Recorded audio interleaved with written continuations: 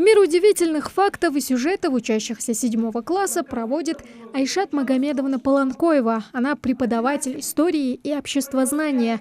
На своих уроках всегда старается создать доброжелательную атмосферу, чтобы дети не боялись отстаивать свою точку зрения и ошибаться. Пожалуйста.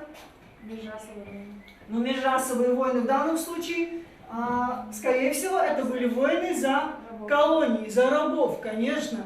Рабы были очень ценным товаром, к сожалению. Только педагог, любящий свою профессию, может научить и воспитать, считает Айшат Магомедовна. Теперь она и сама наставник.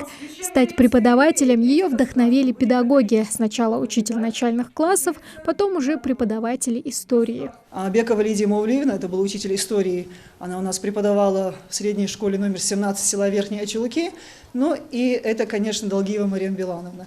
Марьям Билановна была у нас и в школе учителем истории, и затем в университете она также была моим преподавателем.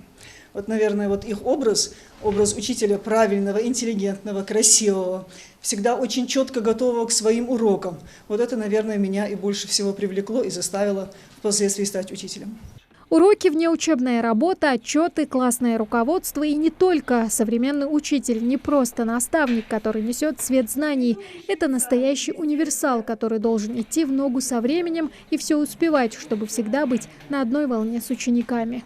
Мне не хватает вот этих несчастных 40 минут. Если дети иногда поглядывают на часы, надеясь, что урок закончится, то я поглядываю на часы, боясь, что он закончится, потому что материала по истории очень много, и тебе хочется максимально привлечь внимание ребенка, максимально его заинтересовать, чтобы вот в том мире, когда сегодня мозаичная память у ребенка, когда он здесь что-то услышал, вышел, уже забыл, тебе хочется, чтобы максимально большее количество информации он запомнил. Ну и, соответственно, ты стараешься на примерах каких-то исторических событий вот это акцентировать внимание на воспитательном процессе, потому что в истории героев очень много, как отрицательных, так и положительных. Неспроста говорят, что учитель повторяется в своих учениках. В профессии Айшат Полонкоева с 98-го года. За это время вырастила целую плеяду ребят, которые пошли по ее стопам. Впрочем, своим примером она вдохновляет школьников и по сей день. Айшат Магомедовна меня вдохновила на то, чтобы стать учителем истории. Она нам преподает уже как 2 года,